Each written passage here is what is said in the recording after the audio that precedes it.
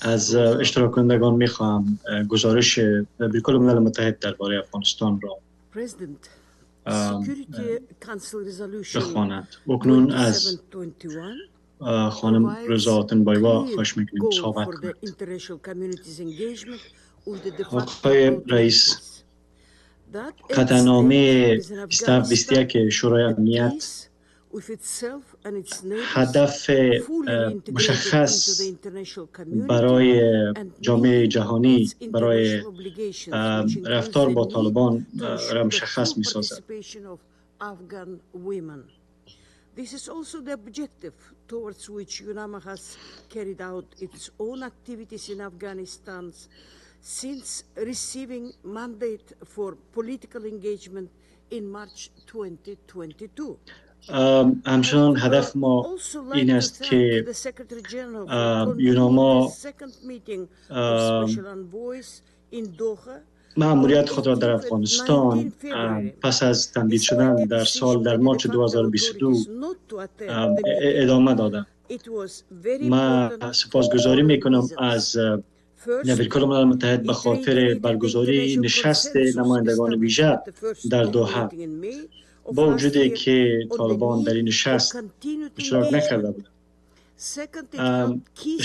این نشست از بهر این دلایل مهم بود. نخست این که این نشست دنباله نشست نخستین نمایندگان ویژه در ماه می سال 2022 بود.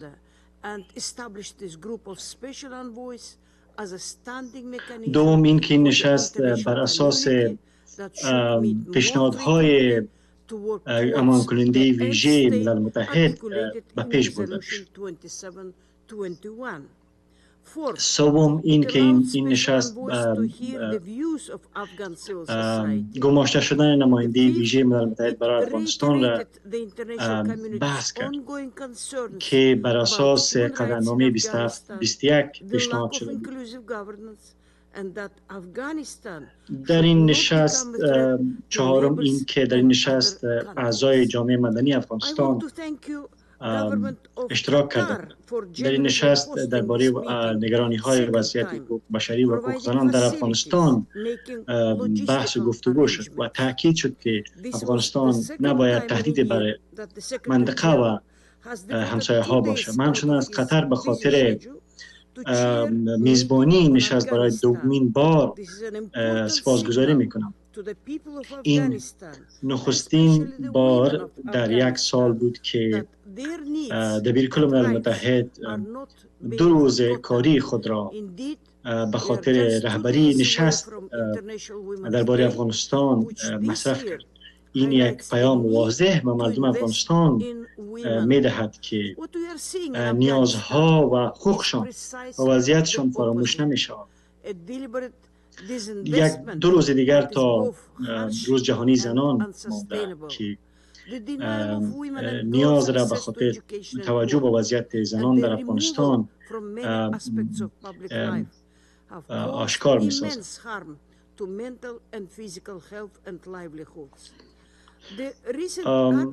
ندادن دسترسی زنان و دختران به کار و آموزش و محدود ساختن آنها زندگی عمومی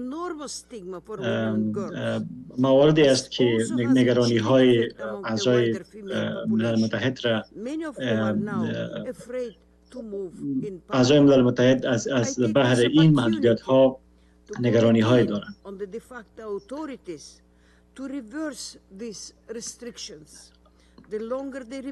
محدودیت هایی که تازه بر زنان در برابر زنان از سوی طالبان اعمال شده نگرانی های جدی را در میان زنان و دختران ایجاد کرد، بخصوص به خاطر اشتراک آنان در حضور آنان در جامعه. من از اعضای سازمان ملل متحد و جامعه جهانی به خاطر توجه به وضعیت افغانستان سپاسگزاری می‌کنم. در نشست دوحه همچنین بر بر ادامه گفتگوها همراه با تماس‌ها همراه با طالبان تاکید شد. Will make every effort to encourage their participation at the next meeting in this format. در عین زمان این باید مورد توجه قرار گرفته که طالبان را با عنوان یگانه طرف در افغانستان همراهشان صحبت نخواهد شد. میخوام به گفته های دبیر کل ملل متحد در نشست دوحه اشاره کنم که به ادامه مشورت ها تاکید کرد.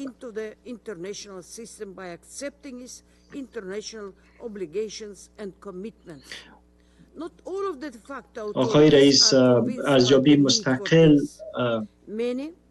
خواهان یکجا شدن دوباره افغانستان در جامعه جهانی با در نظر داشت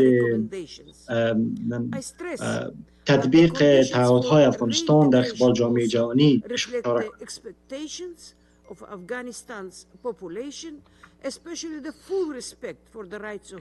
افغانستان از پیشنهادهایی که در ارزیابی مستقل انجام شده سود خواهد بود. I'm concerned at numerous negative trends that we have observed recently. بر اساس این ارزیابی و توجه و ارزیابی که ما از وضعیت افغانستان انجام دادیم، باید بر وضعیت حقوق زنان و همچنین اقلیت‌ها در افغانستان توجه شود. And social rights of the population. The well-documented policies and یوناما بر بررسی‌هایش ادامه خواهد داد، به ویژه در بخش حقوق زنان، در بخش فرهنگی و حقوق سیاسی، فرهنگی و اجتماعی مردم افغانستان. یوناما محدودیت‌ها بر حقوق زنان در افغانستان را نکوهش می‌کند. نبود یک حکومت فراگیر و نرسیدن نبود دسترسی اقلیت‌ها با حقوقشان از سوی یوناما نکوهش میشه.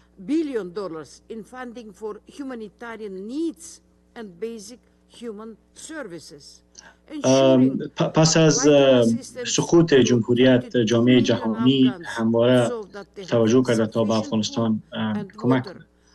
میلیاردها دلار در بخش کمک‌های بشردوستانه به افغانستان پرداخته شده تا به بیش از 32 میلیون شهروند افغانستان کمک شد، ویژه در بخش غذا و سرپناه. همچنین کمک های عاجل در زلزله های پکتیا در سال 2022 و هرات در سال 2023 کمک های عاجل بر افراد آسیب دیده انجام شد. نزدیک به 5 میلیون از شهروندان افغانستان که از پاکستان بازگشتند بر آنها هم کمک شد. در پهلوی این در بخش کمک های در بخش خدمات صحی نیز کمک های صورت گرفت. در این بخش از سوی نهادهای ملل متحد به 7.5 میلیون تن کمک صورت گرفت.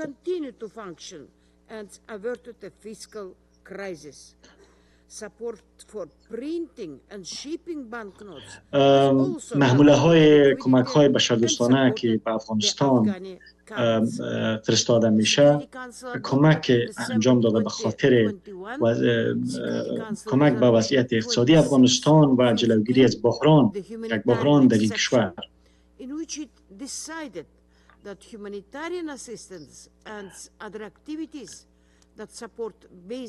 قطعنامه شورای امنیت که تایید شد، تصمیم گرفته شد که کمک‌های بشردوستانه و دیگر فعالیت‌ها در این زمینه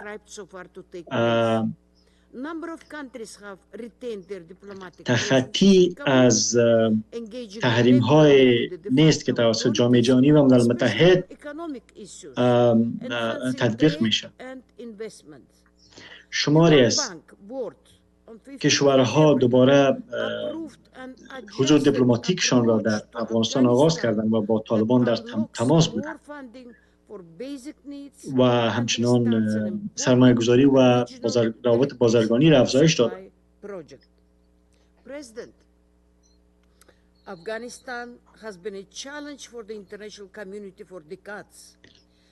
همچنین رساندن کمک‌های اساسی و رسیدن برق از کشورهای منطقه به افغانستان هم تأمین شد. افغانستان منشأ تهدیدها و تهدیدهای گروه‌های افغان بوده. همچنین 500,000 از شهروندان افغانستان به کشور بازگشتند تا دوباره زندگی خود را در اینجا آغاز کنند. ثبات نسبی که اکنون تأمین شده باید از او قدردانی شود. تلاش‌های همچنان انجام شده از طرف طالبان تا با مواد مخدر مبارزه شود و همچنین با تهدید داعش. اما این دستاوردها برای به دست آوردن ثبات دوامدار کافی نخواهند.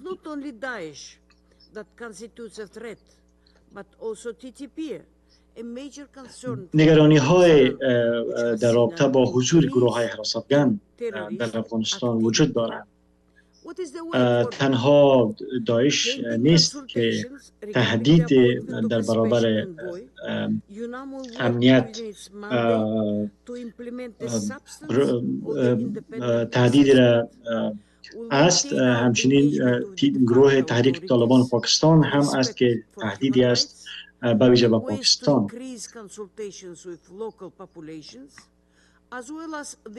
یوناما به مأموریت خود همچنین به خاطر تطبیق برخی از پیشنهادهای ارزیابی مستقل ملل متحد ادامه خواهد داد و به مشورت‌های خود با مردم در داخل افغانستان ادامه خواهد داد تا همه مردم افغانستان و همه خود افغانستان به خاطر رفاه و آماده شود و به خوبی آماده شود.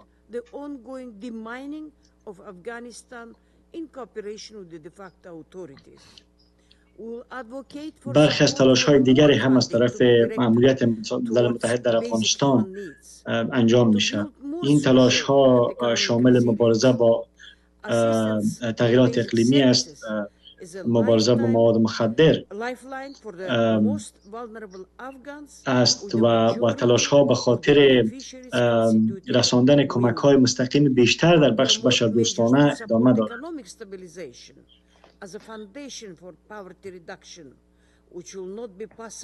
و تلاش خواهد صورت گرفت تا کمک‌ها را به نیازمندترین شهروندان افغانستان رسانده شود، به ویژه برای زنان در افغانستان.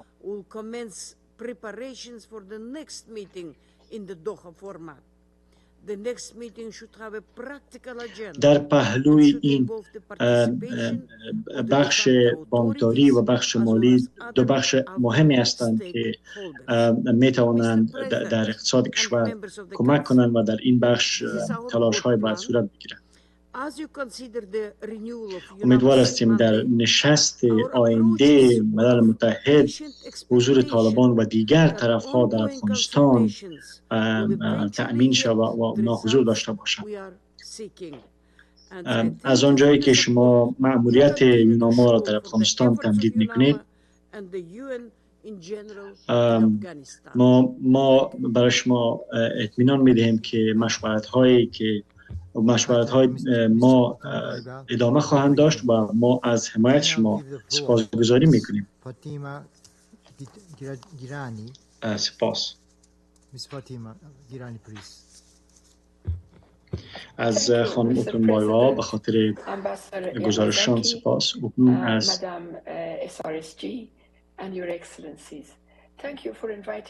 اوکلون از خانم فاطمه گیلانی خواهش میکنیم که صحبت کنیم.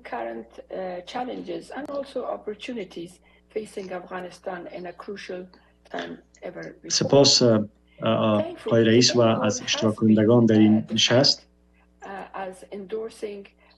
در این زمان چالش ها و فرصت های است که با درباره آن صحبت کنیم.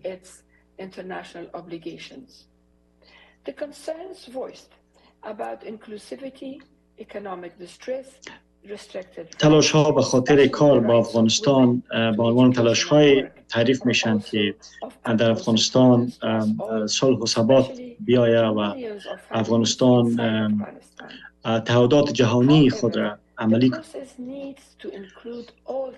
و در پهلوی این باید در قسمت حمایت از حقوق بشر در افغانستان به ویژه حقوق زنان و دختران تلاش صورت بگیرد. هرچند تلاش هایی که انجام شدن باید همه طرف ها در افغانستان شامل شود. از دید من درس های مهمی است که از تماس ها، پیام ها و مذاکرات با طالبان درس های باید آموخته شود.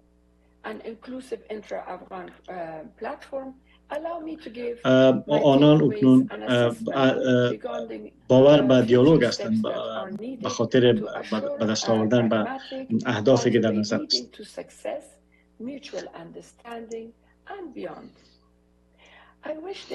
به خاطر داشتن یک حکومت فراگیر میخوایم چند نکته که از دید من میتواند ما را به سوی موفقیت و تفاهم برساند اشاره کنم. آرزو میکنم که جامعه جهانی توافق بیشتر در موضوع افغانستان پیدا کنیم. ما به دیپلماسی موثر به خاطر دستیابی ما موفقیت نیاز داریم. مردم افغانستان در رابطه با مسائل جنگ و صلح دیدگاه‌های متفاوت دارند و باید تلاش صورت بگیرد تا اولویت‌ها و اصلاحات در حکومتداری صورت بگیرد.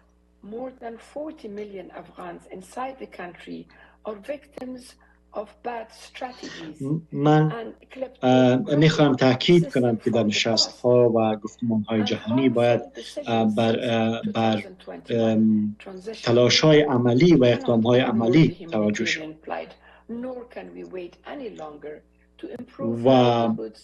و مردم افغانستان از راهبردهای پیچیده که پیش از این تجربه کردن دل خوش ندارد.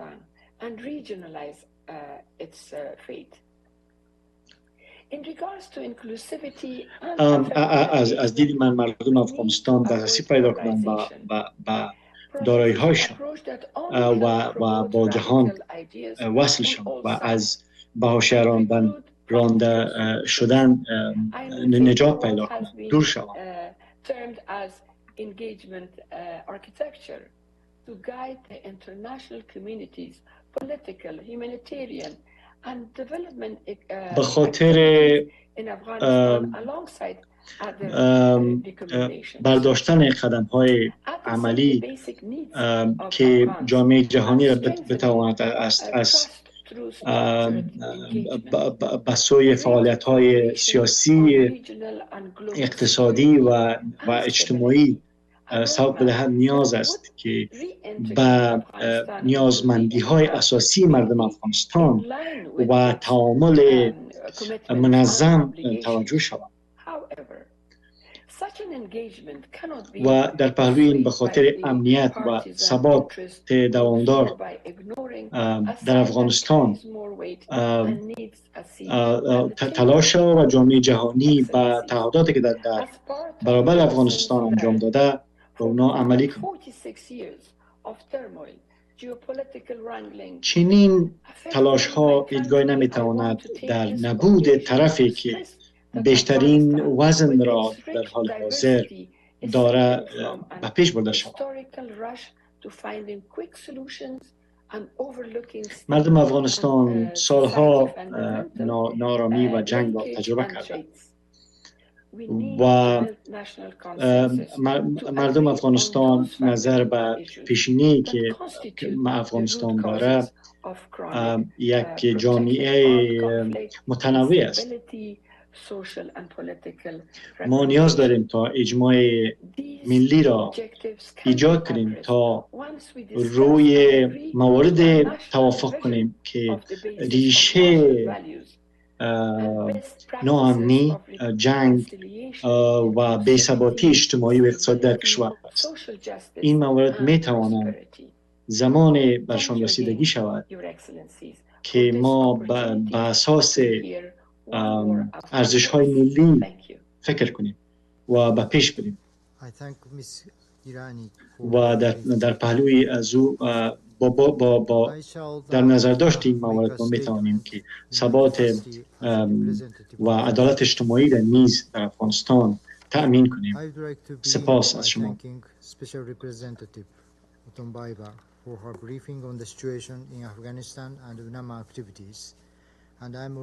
اکنون میخوام به عنوان نماینده ژاپن گفته‌های خود را بیان کنم. من سپاسگزاری میکنم از رئیس یوناما به خاطر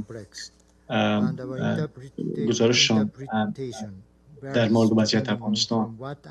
از خانم گیلانی نیز سپاسگزاری میکنم.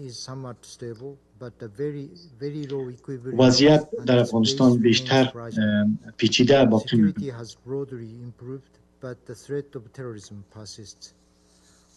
اما وابسته به این است که ما از کدام زاویه به این کشور نگاه میکنیم.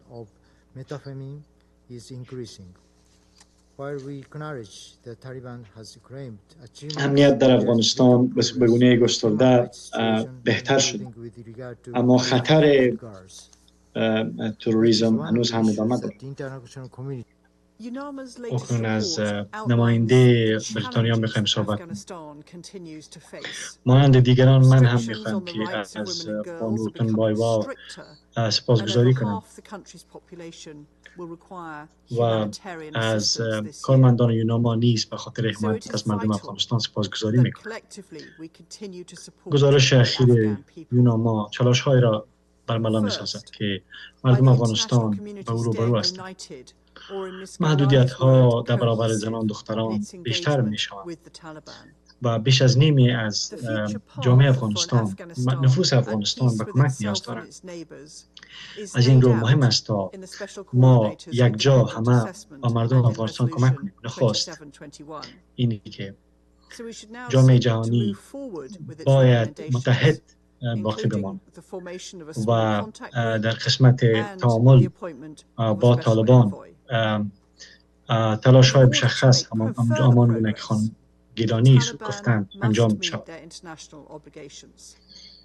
در پهلوی این در قسمت تطبیق قطعنامه اخیر شورای امنیت نیز تلاش انجام شود. در پهلوی آن در قسمت تشکیل گروه تماس و گماشتن نماینده ویژه ملل متحد نیز تلاش شود. طالبان باید تعهدات جهانی را تطبیق کنند و طالبان نمیتوانند که نیمی از جامعه افغانستان را از در حاشیه بگذارد. بدون آن افغانستان نمیتواند به صلح دوامدار برسد. دوم اینکه با ادامه تلاش به خاطر کمک‌های بشردوستانه به افغانستان، سازمان ملل متحد در قسمت دریافت کمک‌های بشردوستانه با کاهش روبرو است.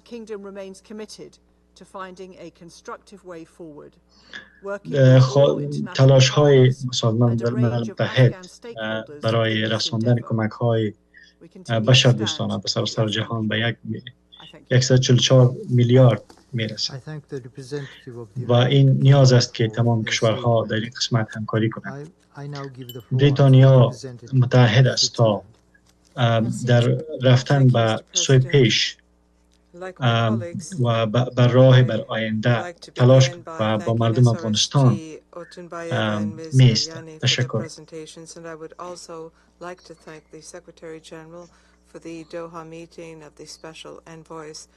اکنون از نماینده سوئیس خواهش می‌کنم صحبت کنم. مانند همکارانم من می‌خواهم که با سپاسگزاری از بانو تانبایوا و خانم گیلانی سخنرانی خود را آغاز کنم.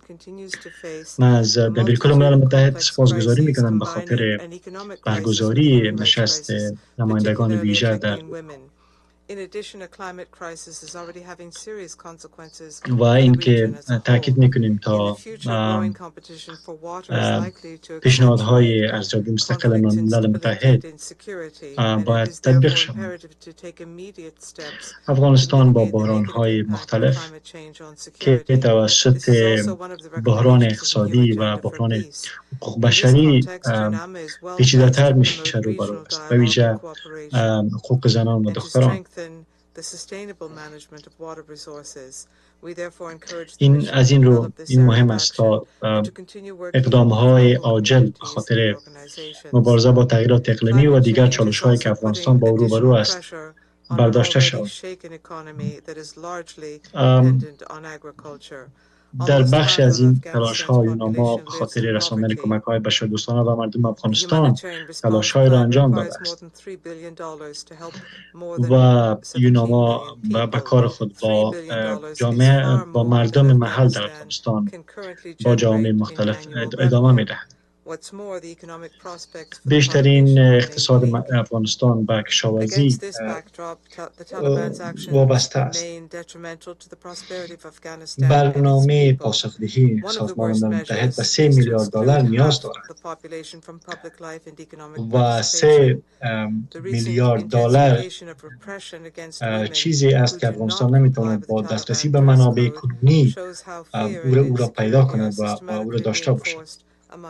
از این رو نیاز است تا یکی از معیارهایی که میتواند به خاطر کمک به مردم افغانستان انجام شود این است که تاکید شود به خاطر نقش دادن به نیمه از جامعه افغانستان در اقتصاد کشورشان و در جامعه افغانستان.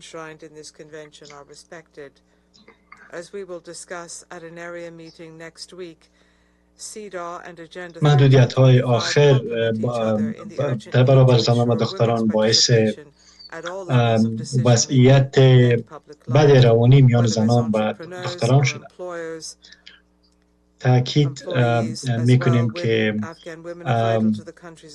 تلاش‌هایی که به خاطر تطبیق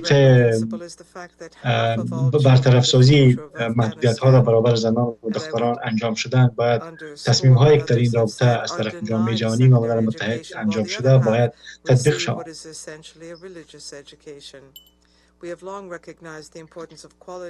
زنان افغانستان نقش مهم در اقتصاد افغانستان دارند و همچنین کودکان که آینده افغانستان را می سازند بسیاری از آنها از آموزش بالاتر از سن ششم محروم هستند.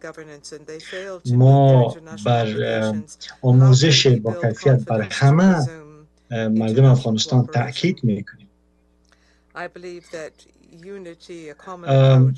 عدم دسترسی کودکان به آموزش اونها را بیشتر متضرر می سازد و آسیب پذیر می سازد و تهدیدهایی که در برابر از اونها در جامعه روبرو است وجود دارد. باور من این است که یک پارچگی و یک راهکار مشترک میتواند که در رسیدگی به بسیاری از مشکلات کمک کند.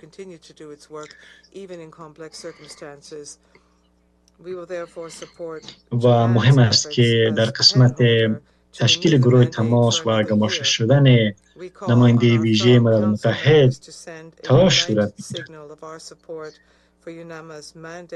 ما از فعالیت‌های یوناما سپاسگزاری می‌کنیم و تلاش‌های یوناما باعث این شده تا در پیچیده‌ترین وضعیت در افغانستان به مردم افغانستان کمک انجام شود و ما از تمدید مأموریت یوناما در افغانستان حمایت می‌کنیم و ما با تلاش‌های خود، با کمک‌های خود به مأموریت یوناما در افغانستان و مأموریت سازمان ملل متحد در افغانستان ادامه می‌دهیم. اکنون از نماینده فرانسه می‌خوایم صحبت کنیم. می‌خواهم از رئیس یوناما و خانم گیلانی سپاسگزاری کنم. در این ماه مارچ یک سال دیگری خواهد بود که صدها هزار دختر و صدها هزار زن از رفتن به مکتب و دانشگاه محروم خواهند بود و میلیون ها دختر و زن در افغانستان از آموزش محروم هستند. طالبان تصمیم گرفتند که زنان را از اشتراک در فعالیت‌های سیاسی و حضور در جامعه محروم بسازند.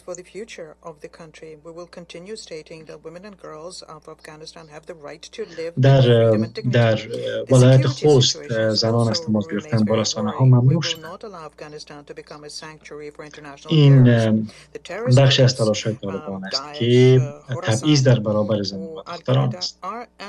این اقدام‌ها باعث نتایج بدی برای آینده خواهد داشت و محدودیت‌ها و آزادی‌های زنان را بیشتر و بیشتر محدود خواهد ساخت. گروه‌های تروریستی مانند داعش شاخه خراسان و القاعده در افغانستان فعال هستند و برای منطقه، امنیت منطقه و جهان خطر هستند. موضوع تولید مواد مخدر و قاچاق متامفتامین نگران کننده است و ویژه برای منطقه. فرانسه به خاطر کمک به مردم افغانستان متحد است. ما به خاطر رسیدگی به نیازهای مردم افغانستان متحد باقی میمانیم. ما به کمک‌های خود در بخش آموزش ادامه میدهیم و در قسمت پذیرش پناهجویان زن از افغانستان در سال 2023 میلادی هم متحد باقی ماندیم و در این قسمت تلاش‌های را انجام دادیم. امیدوار هستیم که طالبان به تعهدات جهانی افغانستان باقی تطبیق کنند این تعهدات را و هر گونه تعامل با طالبان وابسته به رسیدگی طالبان به این تعهدات خواهد بود. We support the nomination of a special envoy if this allows us to keep this unity and contribute towards the definition of a consistent approach. Just a few days away from UNAMA's mandate renewal, and we would like to keep this mandate robust, I wish to reiterate France's support to the mission to UNAMA, all UN agencies, and their partners on the ground. I thank you. I thank the representative of France for their statement. And I now give the floor to the representative of Ecuador. Gracias. Thank you, Mr. President. We are grateful for the information provided by SRSG Otumbayeva and by Ms. Gagliani, a civil society representative. We welcome the presence of permanent representatives of Afghanistan, Iran, India, and Pakistan at this meeting. The report on the situation in Afghanistan and the results of Doha are discouraging with regard to the future of the humanitarian, economic, and security crisis experienced by the Afghan people. For young Afghan women, March will be a reminder of the de facto regime's ban on continuing their secondary studies. Information available on the level of education provided in the madrasas is of concern to my delegation, since it could further perpetuate gender inequality and become the cornerstone for the policy principles which the de facto regime proposes for the future of Afghanistan. Reluctance to include women in economic life further reduces the possibilities for finding a way out of this crisis. And to date, this has led to humanitarian assistance needs for 23.7 million people, according to OCHO. 77% of them are women and children, and 12% are persons with disabilities. Against this backdrop, Ecuador underscores the complex role of UNAMA in ensuring timely access for humanitarian workers despite conditions of insecurity and restrictions on movement, as well as bureaucratic red tape imposed by the de facto regime, particularly against female humanitarian assistance personnel. Reporting on and identifying through monitoring mechanisms violations of the fundamental rights and freedoms for women and girls, as well as treatment deemed inhuman, facilitating dialogue and promoting cooperation on the needs of displaced persons, and ensuring that their return will only take place if it is voluntary, safe, and dignified. Mr. President, regarding the second meeting of the Special Envoys and Special Representatives on Afghanistan held on the 18th and 19th of February in Doha, Ecuador encourages the Secretary General to continue to pursue dialogue, allowing for a reversal of the edicts restricting the rights of women and girls, 2, allowing for greater efforts to combat terrorism and the manufacturing of and trafficking in narcotics, 3, allowing for an improvement in the economy, financing, and levels of governance, and 4, allowing for the identification of mechanisms to reinforce multi-stakeholder and inclusive dialogue with the substantive and safe participation of women. Ecuador believes that in order to move forward on this agenda, we must capitalize on the experience of UNAMA and support this work with complementary strategies such as the periodic meetings of special envoys, the use of the international contact group's good offices, and the appointment of a special envoy in a comprehensive consultative process. The efficient and coordinated and complementary work of UNAMA, the work of regional and international organizations and sectors of Afghan society will be essential in meeting the challenges involved in rebuilding a prosperous, stable, safe, and peaceful Afghanistan, as well as to swiftly repair the social fabric and ensure national reconciliation. We reaffirm our support for the work of UNAMA and its mandate contained in Resolution 2626. We believe that this mandate is robust and comprehensive, and its renewal is essential. Thank you. I thank the representative of Ecuador for their statement. I now give the floor to the representative of Slovenia. Thank you very much, Mr. President. I wish to add my thanks to SRG Otumbaeva and Ms. Gailiani for the briefings. Mr. President, we welcome and commend UNAMA for all its activities it has undertaken. Its presence in Afghanistan remains essential. We particularly stress the importance of its work in the field of human rights, humanitarian assistance, and continued political dialogue with the Taliban. Slovenia supports the renewal of UNAMA's mandate and its full implementation. We reiterate our strong support for the democratic and prosperous future of Afghanistan. Afghanistan at peace with itself, its neighbors, and fully integrated in international community. Afghanistan able to assume obligations of a sovereign state in relations to other states and its own population. We support a coherent and structured engagement on Afghanistan with the aim of helping the Afghan people bring in stability, prosperity, and sustainable peace. The bedrock of a country's strength lies in recognizing and upholding the inherent equality of all its people. The Taliban, in its domestic and foreign policy approach, must focus on serving the whole population. We call for inclusivity and good, effective, and accountable governance. Mr. President, unfortunately, the human rights situation remains grim. At this point, it is worth repeating that Afghanistan is a party to human rights treaties, including CEDAW, and those must be respected and implemented. It is an obligation. In this regard, we condemn the reported public executions and instances of corporal punishment in public places. These are direct violations of Afghanistan's obligations under international human rights law.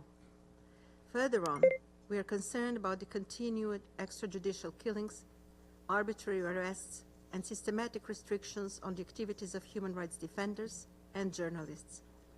We call on the Taliban to release all women's rights activists that have been detained. We also call for full, equal, meaningful and safe participation of women and girls in all spheres of public life, the right to education, employment and work, as well as their freedom of movement, expression and assembly. We strongly advocate for an immediate shift and reversal of policies and practices of unacceptable repression of women's rights. We condemn the increased challenges for women and girls to access healthcare services. This will severely affect the already compromised health situation of Afghan women. ما از دسترسی زنان به کار، آموزش و برداشته شدن محدودیت‌های در برابر زنان به خاطر حضورشان در جامعه حمایت می‌کنیم. ما از چالش‌هایی که در برابر زنان به وجود آمدند را نکوهش می‌کنیم و وضعیت زنان در افغانستان برای ما نگران کننده است و در افغانستان پس از اقدام‌هایی که در برابر زنان و دختران انجام شده و محدودیت‌هایی که با وجود آمده، فرق طبقاتی از لحاظ فرق تفاوت جندر بین زنان و مردان در افغانستان در قسمت رسیدگی به حقوقشان به وجود آمد. از آنجایی که در ماه مارچ مردم کودکان در افغانستان به مکتب می روند، بار دیگر شمار بیشتری از دختران نمی توانند یک سال دیگر به مکتب بروند. با توجه به این وضعیت، چه تعداد از مهندسان و پزشکان می توانستند در این مدت فرصت این را پیدا کنند تا به تحصیل و آموزش خود ادامه بدهند. اقدام‌های کنونی و وضعیت حقوق بشر در افغانستان را پیچیده ساخته است. می‌خواهم تأکید کنم که همه تلاش‌های بشردوستانه نباید وابسته به وضعیت سیاسی باشند، باید دور از همه اقدام‌های سیاسی بمانند. ما خواهان بیشتر شدن تلاش‌ها به خاطر مبارزه با تروریسم تاکید می‌کنیم. ما می‌خواهیم که تلاش‌های به خاطر مبارزه با تولید مواد مخدر و قاچاق مواد مخدر صورت می‌گیرد.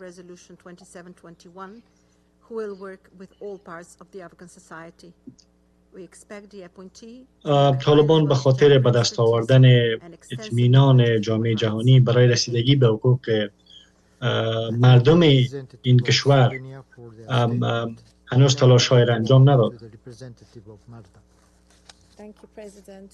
ما از گماشته شدن نماینده ویژه ملل متحد که بر اساس خطرنامه اخیر شورای امنیت تایید شد حمایت می‌کنیم و از حقوق زنان و دختران در افغانستان و حقوق بشر نیز پشتیبانی می‌کنیم.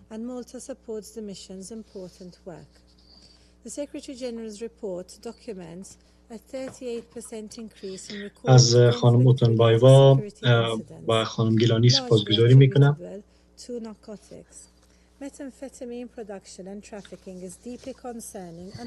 ما در رسیدگی به بسیاری از چالش‌ها در افغانستان نقش اساسی را بازی می‌کنیم.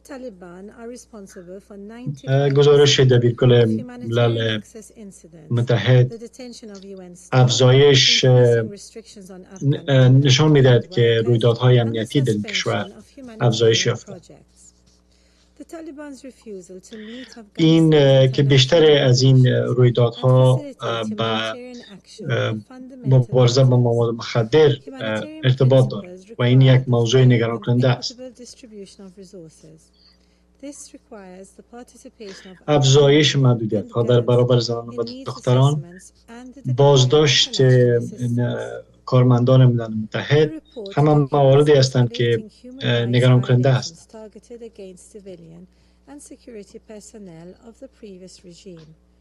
اصول بشردوستانه نیازمند تلاش‌های است از سوی جامعه جهانی و همچنین از سوی افغانستان که به نیازمندی‌های اساسی مردم افغانستان رسیدگی شود.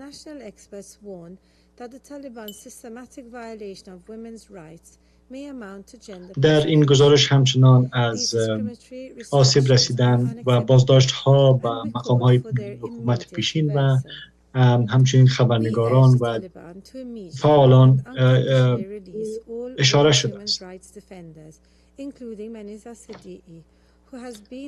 کارشناسان جهانی هشدار می‌دهند که محدودیت‌های سیستماتیک و سرکوب سیستماتیک زنان توسط طالبان می‌توانند آپارتاید جنسیتی حساب شوند. ما از طالبان می‌خواهیم که و بدون قید شرط تمام فعالان حقوق زن را که در حبس آنان است رها کنند، به ویژه به شمول منیژه صدیقی.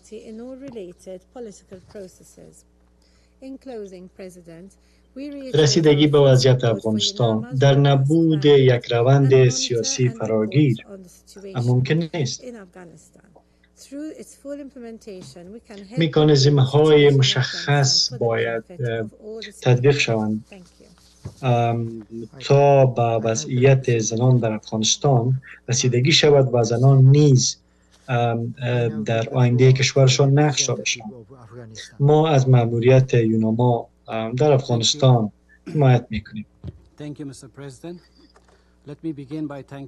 از طریق برنامه تطبیق مشخص برنامه‌های یوناما ما میتوانیم به مردم افغانستان کمک کنیم.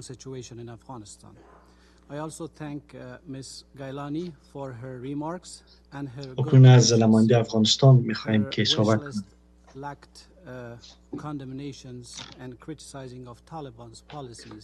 سپاس. میخواهم با سپاسگزاری از خانم روزا اوتونبایوا به خاطر گفته های مهمشان سپاسگزاری کنم. همچنان از خانم گیلانی نیز سپاسگزاری میکنم. همچنان اما گفته های او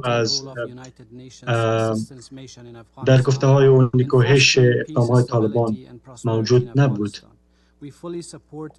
به ویژه در قسمت تخطی های حقوق بشری که طالبان انجام دادند. البته این بر مردم افغانستان و جامعه جهانی مهم است. میخوام تاکید کنم که سازمان ملل متحد، مأموریت سازمان ملل متحد در افغانستان نقش خوب و سازنده در افغانستان دارد. ما از تمدید مأموریت یوناما در افغانستان حمایت میکنیم. ما همچنان از اعضای شورای امنیت به خاطر تعهدشان برای آوردن صلح و ثبات دوامدار در افغانستان حمایت میکنیم. ما از کشورهایی که بر حمایتشان از حقوق بشر و حقوق مردم افغانستان به ویژه زنان و دختران حمایت کردن سپاسگزاری میکنیم. ما از همه کشورهای مدد کننده و نهادهای ملی و بین‌المللی مددرسان به خاطر رساندن کمک‌های مهم بشردوستانه برای مردم افغانستان سپاسگزاری می‌کنیم و قدردانی می‌کنیم. ما از خواست دبیرکل ملل متحد به خاطر حمایت از تلاش‌های ملل متحد برای رسیدگی به وضعیت بشردوستانه در افغانستان نیز حمایت می‌کنیم. وضعیت کنونی حقوق بشری در افغانستان نشان می‌دهد که ملل متحد و شورای امنیت باید تلاش‌های مشخص را در این زمینه انجام دهند. نشست نمایندگان ویژه که در دوحه برگزار شد یکی از تلاش‌های به سوی یکپارچگی و تعامل با افغانستان در یک ساختار منظم بود. نشست دوحه با عنوان آغاز نوع حمایت جامعه جهانی از مردم افغانستان دیده می شود.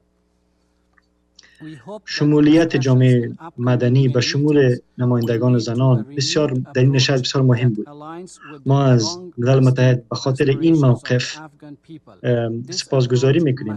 موقفی که تأمین کرد که صدای جامعه مدنی افغانستان شنیده می شود.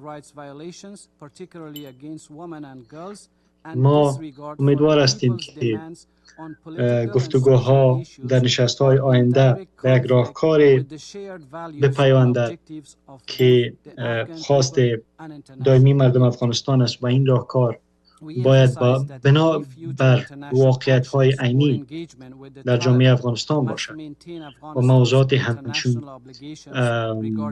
تخطی‌های حقوق بشری در افغانستان به ویژه محدودیت‌ها در برابر زنان و دختران را شامل شود.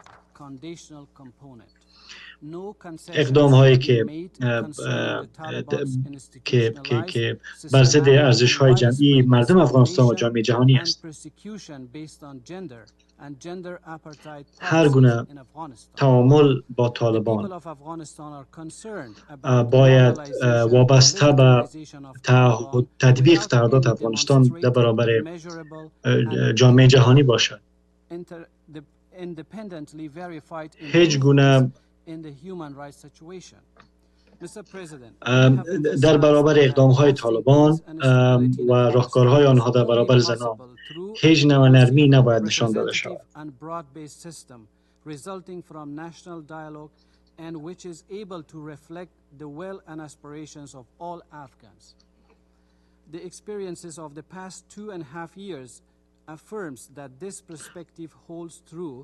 ما تاکید کرده ایم که صلح دوامدار و ثبات دوامدار در افغانستان تنها در صورت ممکن است که یک نظام فراگیر در افغانستان باشد.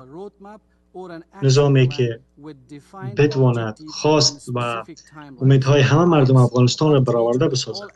در بیش از در 2.5 سال گذشته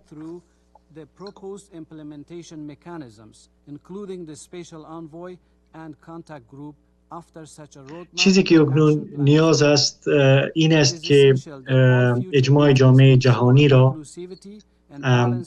از طریق اهداف مشخص و ضرب‌الاجل‌های مشخص تعیین کنیم.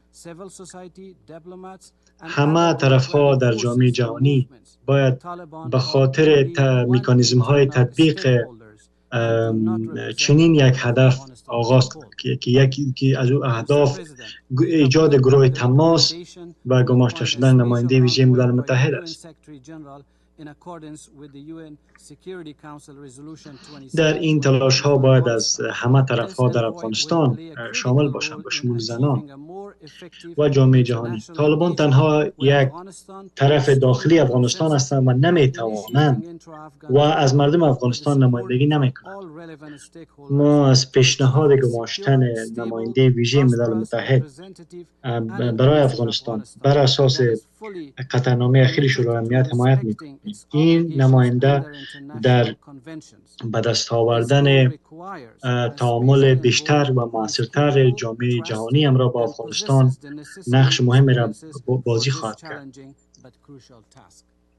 و ما از همه طرف‌ها به خاطر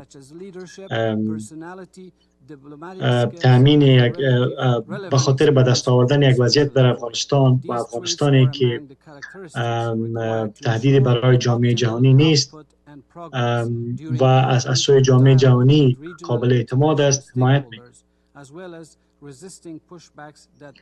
این روند گماشتن این نماینده باید موضوعات همچون شخصیت رهبری و تجربه های مربوط به این مأموریت را داشته باشد و در صورت در نظر گرفته شدن این موضوعات میتواند نتایج خوبی را دریافت کند.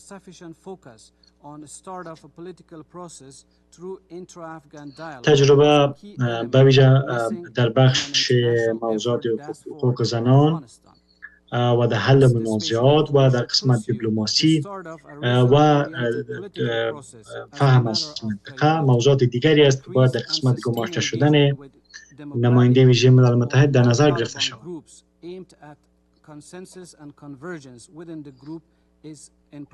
آغاز گفتگوها از طریق گفتگوهای بین الافغانی یکی از مواردی بود که در گفتگوهای جامعه جهانی نبود.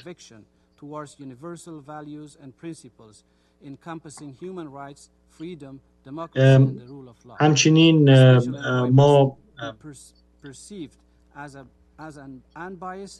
یکی از موارد دیگه که ما میخوایم بر آن تاکید کنیم این است که دخیل بودن طرفهای غیر طالبان در چنین تلاش ها هم یک مورد مهمی است که باید در نظر گرفته شود.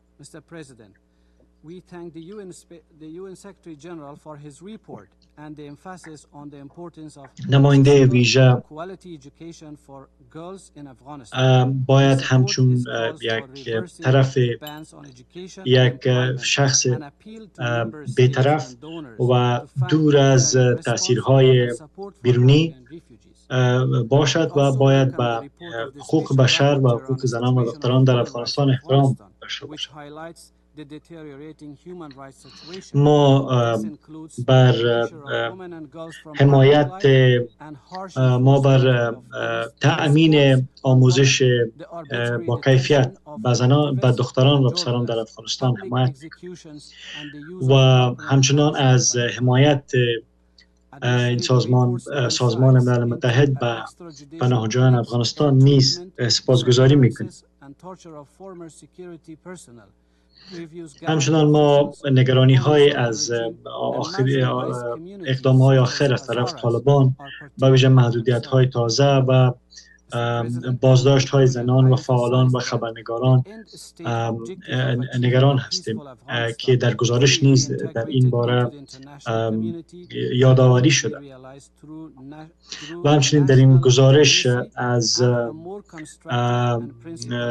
بازداشت و کشته شدن مقام های پیشین و نظامیان پیشین هم یادآوری شده و همچنان از نرسیدن حقوق اقلیت ها در افغانستان و ویژه جامعه هزاره نیز یادآوری شده. میخوایم تاکید کنیم که رسیدگی به وضعیت افغانستان میتواند از طریق راهکار منظم و ساختار متحد از طرف جامعه جهانی میتواند به وضعیت افغانستان رسیدگی شود. راه پیش باید به سود مردم افغانستان و مطابقت با خواست مردم افغانستان به پیش برده شود.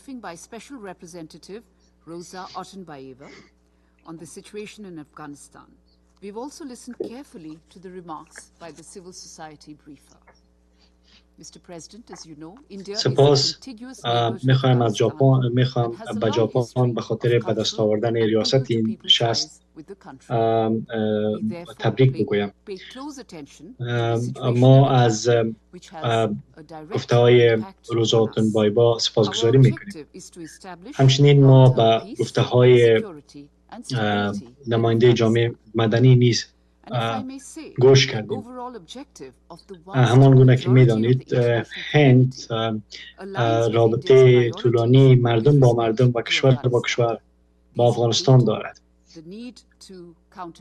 و به عنوان کشوری است افغانستان که میتواند تاثیر مستقیم بر ما داشته باشد.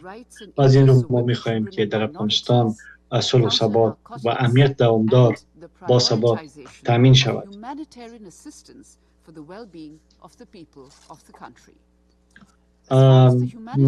وقتی درباره موضوع افغانستان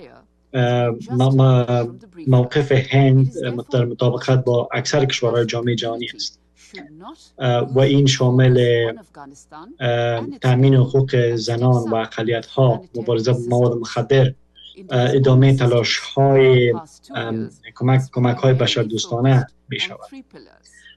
از آنجایی که برمیگردد به وضعیت حقوق بشری در افغانستان، ما موارد را در گزارش‌ها شنیدیم و جامعه جهانی نباید تمرکز خود را از افغانستان دور کند و این توجه باید متمرکز به کمک‌های بشردوستانه نیز باشد.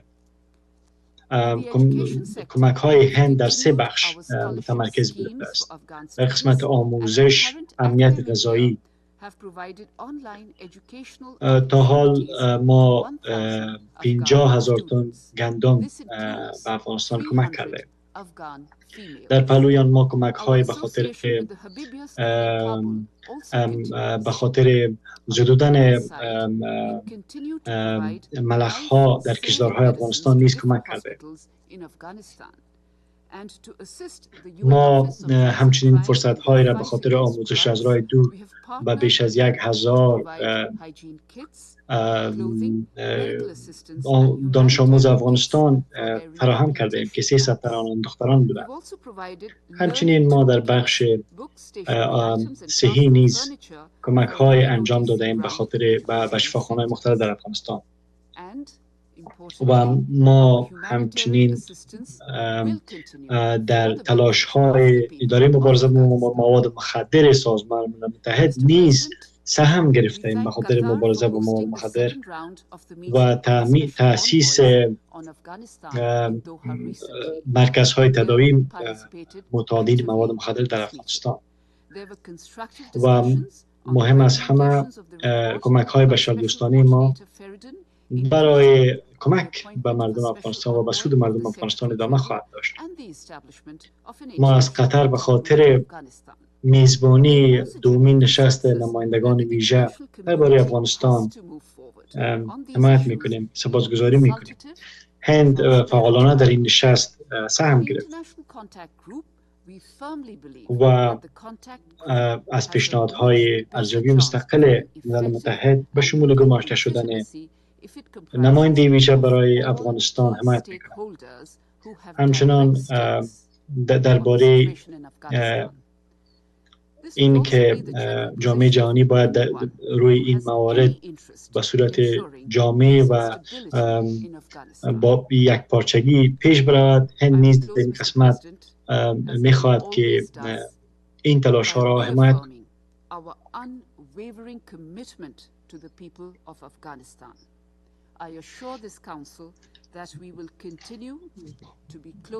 ما همچنان در قسمت سهم داشتن همه طرف ها در قسمت وضعیت افغانستان نیز تاکید میکنم و میخوام بگویم که ما بر تعهد دوامدار خود به مردم افغانستان یک بار دیگر تاکید میکنیم. من میخوام تاکید کنم که ما در حمایت به مردم افغانستان همواره ادامه خواهیم داد.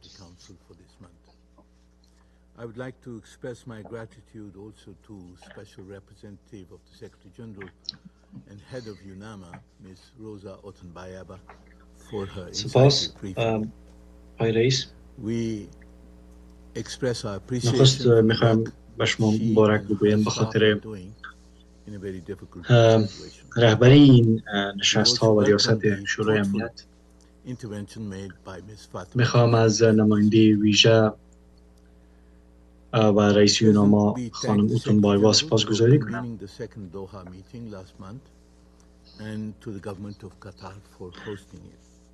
ما از تلاش هایی که او و کارمندانش در وضعیت پیچیده در افغانستان انجام میدن سپاسگزاری میکنم. همچنین از گفته های خانم گیلانی نیز سپاسگزاری میکنیم. ما از دبیرکل ملل متحد به خاطر برگزاری نشست ماه گذشته سپاسگزاری میکنیم و همچنین از حکومت قطر، جامعه جهانی یک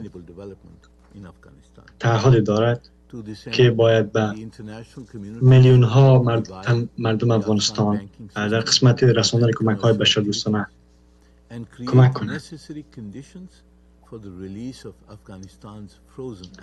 و همچنین مهم است تا راه های واقع گرایانه به خاطر تقویت اقتصاد افغانستان و توسعه در این کشور تلاش های صورت بگیرد. از این رو سیستم وامداری در افغانستان و تهیه شرایط مساعد به خاطر رهاسازی دارایی‌های منجمد شده افغانستان صورت می‌گیرد انجام شود. ما از تصمیم اخیر بانک جهانی به خاطر ادامه حمایت از مردم افغانستان و سرگیری برخی از پروژه ها حمایت می‌کنیم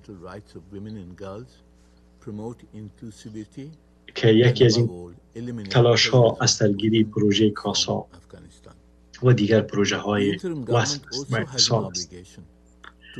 حکومت موقت افغانستان همچنین باید تعهدات جهانی را و تعهدات جهانی رسیدگی کند و ویژه در قسمت رسیدگی به حقوق اساسی زنان حقوق بشر در افغانستان. حکومت موقت همچنان باید در قسمت فراهم نشدن، در قسمت این که نباید تهدیدی باشه از افغانستان به کشورهای منطقه باید تلاش صورت بگیرد. تخطی از این اصول می تواند منافع دوامدار افغانستان را خدشه‌دار بسازد.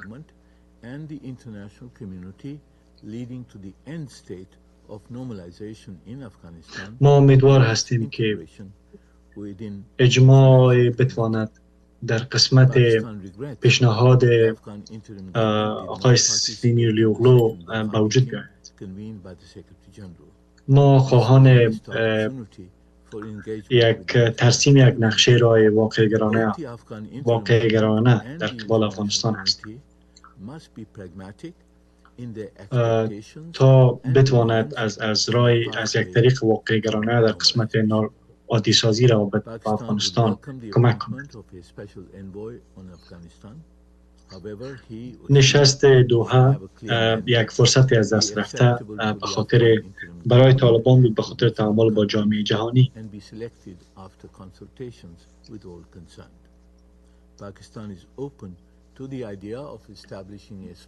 جامعه جهانی باید در قسمت خواسته هایشان واقع گرانه تصمیم بگیرد. پاکستان از گماشته شدن نماینده ویژه متحد در افغانستان حمایت می‌کند و امیدوار است که پس از مشورت‌ها با تمام طرف‌ها گماشته شود.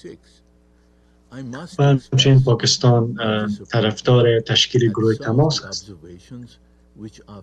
و امیدوار است که این گروه های اشکال موازی فرمت هایی که در منطقه است نباشد.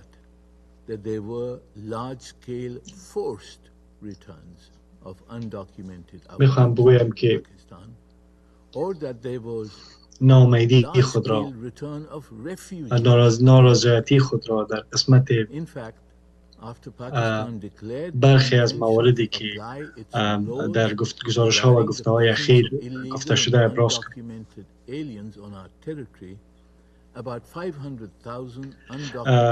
در این گزارش گفته شده که تعداد زیادی از پناهجویان از پاکستان به گونه اجباری اخراج شدند. این در حالی است که پاکستان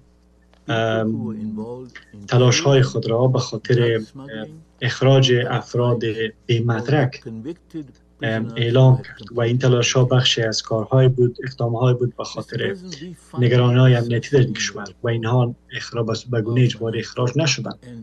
این افراد به گونه داوطلبانه اخراج شدند. شماری از افرادی که اخراج شدند یا از افرادی که بدون مدرک در پاکستان زندگی می‌کردند در فعالیت‌های تروریستی و ضد امنیتی در این کشور دست داشتند.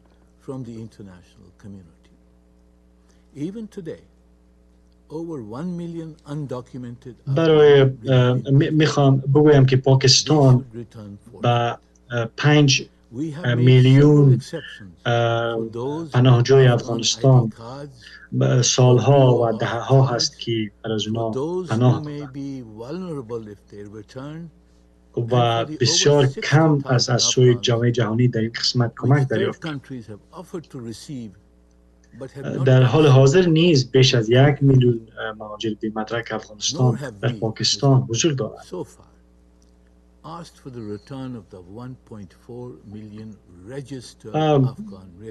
برای کسانی که کارت شناسایی از افغانستان دارند یا کارت شناسایی پاکستان دارند و بیش از 60,000 شهروند افغانستان که در تلاش رفتن به کشورهای سومی هستند و در کارشان هم در 2 سال گذشته پیشرفتی نیامده، ما پناه دادیم.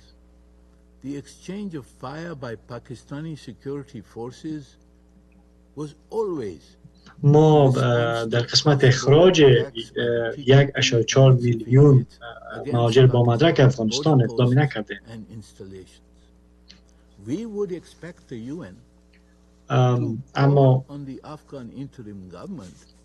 اما درباره رویدادهایی که در مرز انجام شده است،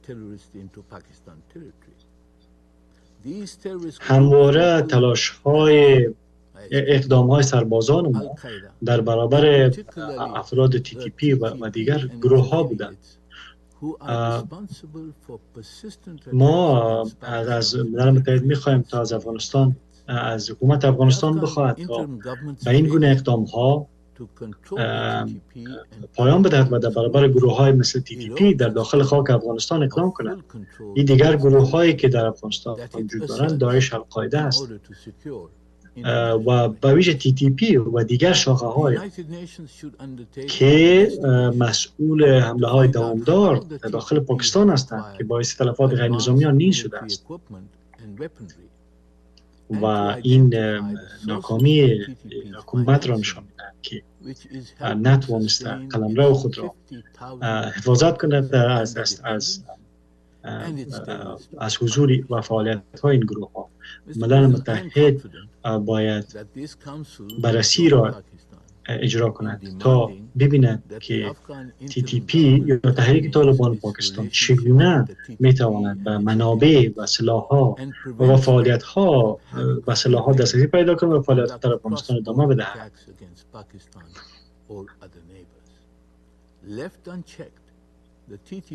من مطمئن هستم که این شورا در خواست پاکستان از طالبان به خاطر قطع رابطهشان از TTP و دیگر گروه ها حمایت میکنند و خواست دیگر ما این است که طالبان در برابر این گروه ها اقدام کنند و TTP که از سوی القاعده و برخی از دولت ها حمایت می شوند به امنیت جهانی تهدید اینا هستند. گزارش یوناما موضوعات را درباره تروریسم شامل نمی شود. تروریسم موضوعی است که یکی از موضوعاتی است که مهمترین موضوعاتی است که می تواند در برابر عادی سازی مانع قرار گیرد و این موضوعی است که در قدم نخست همسایگان نزدیک افغانستان را متاثر می‌سازد.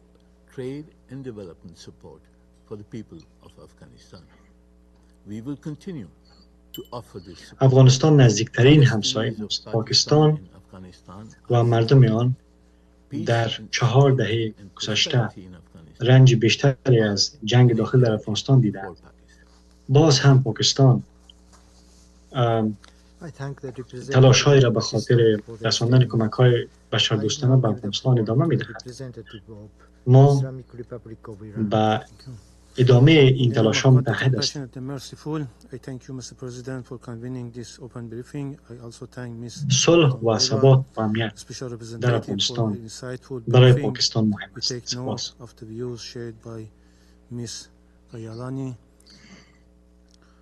Mr. President, the situation in Afghanistan remains challenging despite UN efforts and measures taken by de facto authorities. The recent report of the Secretary General سپاس آقای رئیس به خاطر برگزاری نشست. سپاس خانم اوتونبایوا. ما موضوعاتی را که شما گفتید یادداشت گرفتیم و سپاس از خانم گیلانی. وضعیت در افغانستان پرچالش باقی می‌ماند. حتی با همزمان با تلاش‌ها توسط جامعه جهانی و ملل متحد بیش از نیم از جامعه افغانستان در سال آینده در سال روان میلادی به کمک‌های بشردوستانه نیاز خواهند داشت.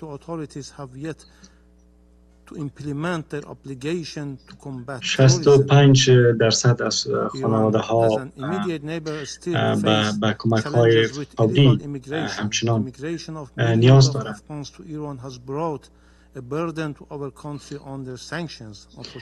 تهدید گروه‌های هراس افغان یکی از نگرانی‌ها به خاطر همسایه افغانستان است. مقام‌های بالفعل یا طالبان نتوانستند به این قسمت تلاش‌های مؤثر انجام بدهند. ایران با مهاجرت‌های غیرقانونی با چالش مهاجرت‌های غیرقانونی روبرو است. اما جامعه جهانی و کشورهای دیگر در این مورد توجه کمتر انجام دادند. ایران همچنین با تحریم های روبرو است که در رسیدگی به وضعیت کنونی تلاش های رسیدگی به وضعیت کنونی را مختل می سازد.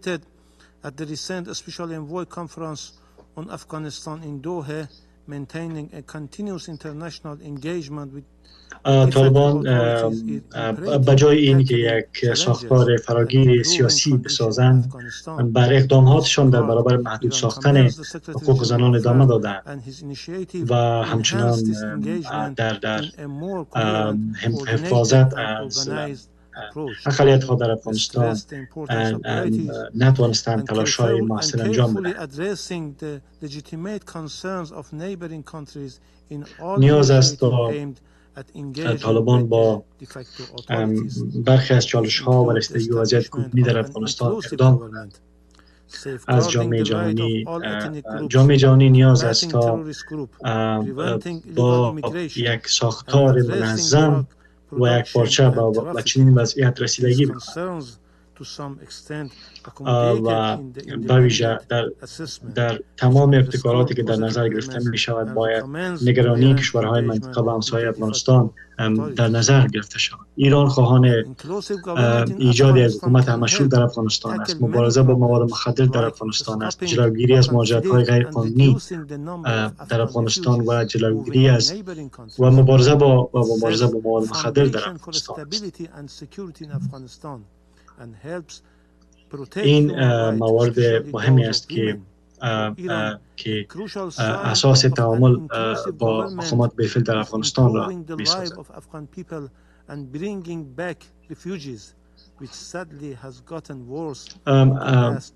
باید تلاش انجام شود تا تعداد مهاجرت‌ها از افغانستان به ایران کمتر شود. نیاز است تا حقوق زنان در افغانستان تامین شود. برای ایران مهم است تا وضعیت افغانستان بهتر شود و مهاجران افغانستان دوباره به کشورشان بازگردند. در این زمان طالبان از جامعه جهانی میخواهند که تحریم ها بر آنها برداشته شود. برای رسیدن به این هدف ما به این باور هستیم که نیازمند یک ساختار، نیازمند یک نقشه راه نظاممند در این زمینه است. با این حال ایران در ادامه تلاش های خود با کشورهای منطقه و سازمان متحد به خاطر تقویت صلح و امنیت در افغانستان ادامه می‌دهد. Humanitarian aid must remain impartial and unconditional to ensure the Afghan people receive the support they need. Any تلاش های یوناما، فعالیت های یوناما و تمدید مأموریت آن در افغانستان به گونه کامل حمایت می‌کنیم و امیدوار هستیم که افغانستان بتواند به صلح و ثبات دوامدار برسد و در نهایت این که کمک های بشردوستانه باید بر افغانستان متوقف نشوند و تلاش شود تا به نیازهای مردم افغانستان رسیدگی شود